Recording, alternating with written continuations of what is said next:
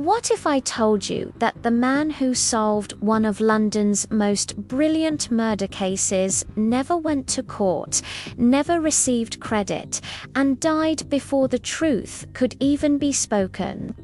This isn't just a story, it's a lesson in how the world really works. The murderer, a man named Jefferson Hope, was never judged by a magistrate. He was judged by something much higher. On the very night after his arrest, death came quietly to his prison cell.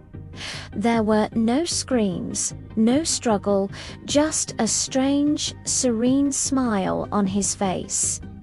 And with that smile, the greatest detective story of the century nearly vanished forever. The authorities had prepared for a grand public trial. Witnesses were summoned, newspapers were ready, and all of London was hungry for drama. But fate, it seems, had other plans. An aneurysm burst in the night. By morning, Jefferson Hope lay lifeless on the cold stone floor. There was no fear in his eyes, no regret, just peace.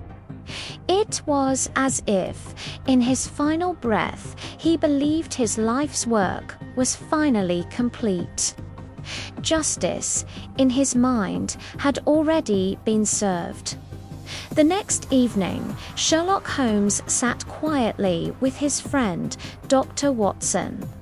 He remarked, "Gregson and Lestrade will be furious. Where will their grand advertisement be now? Because here's the cruel truth of the world, a truth Holmes understood better than anyone.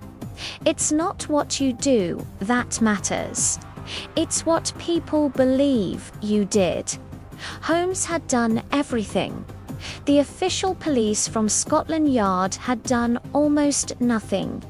Yet history would remember them as the heroes. To Holmes, he was dismissed as just an amateur.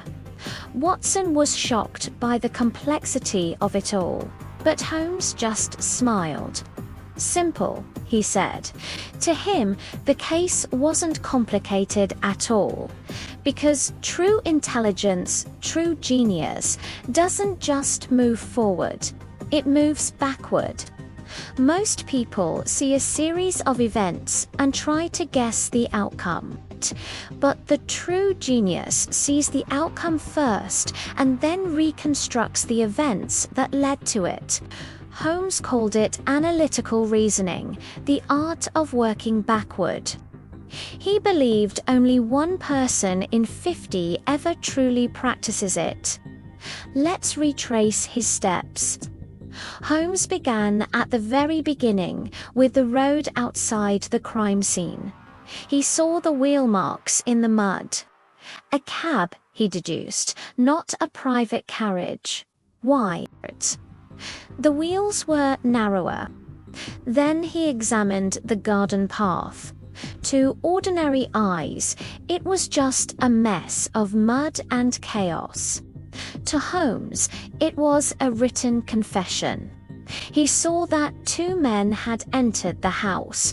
One was tall, the other was well-dressed. Inside, the well-dressed man lay dead. Therefore, the tall man was the killer. There was no wound on the body, no weapon to be found. But there was fear, a look of absolute terror frozen on the victim's face. This pointed to one thing: poison. A poison that was forced upon him. Was it a robbery? No, nothing of value was taken. A political assassination? Unlikely. This murder was slow, deliberate, and deeply personal. Political killers flee the scene immediately. This man had stayed. Then there was the strange word written on the wall in blood. Holmes saw it for what it was: a clever distraction, a red herring designed to mislead the police. And then he found the ring. a woman's wedding ring. And with a woman, there is always a story. That ring wasn't just a piece of evidence. It was a memory. It was a symbol of a love that had been stolen, a life that was destroyed. He also found blood on the floor, but it didn't belong to the victim. It was the murderer's. A nosebleed. Holmes knew that only a strong, full-blooded man, overcome with intense emotion, would bleed like that. The details piled up. The length of the killer's nails, the ash from his cigar, every single clue whispered the same name, Jefferson Hope. But one question remained. How did the killer simply vanish from a busy London street? Holmes smiled. Who can follow someone through the crowded streets of London completely unnoticed? A cab driver. He noted that the horse had been left to wander alone, meaning its driver must have been inside the house. So Holmes did what the police never even thought to do. He set out to find one specific cabman among the thousands in London. He used his network of street children, his Baker Street irregulars, as his eyes and ears across the city. And eventually, they found him. After the arrest, Watson begged Holmes to publish the true account, to take the credit he so richly deserved. But Holmes simply handed him a newspaper. The headline praised the brilliance of Inspectors Gregson and Lestrade of Scotland Yard. Holmes himself was mentioned only as a footnote, an amateur who had assisted in some small way. The men who did nothing received all the glory. The man who solved everything was met with silence. And in that moment, Sherlock Holmes laughed. He laughed because he understood something most people never will. The crowd may praise or hiss, but true satisfaction is private.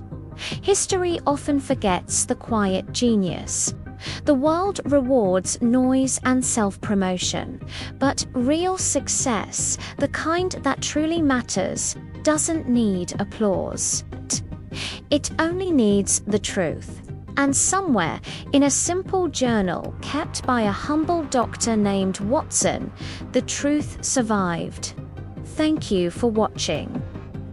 If you enjoyed this dive into the mind of a genius, don't forget to like, subscribe, and follow for more stories that uncover the hidden truths of history.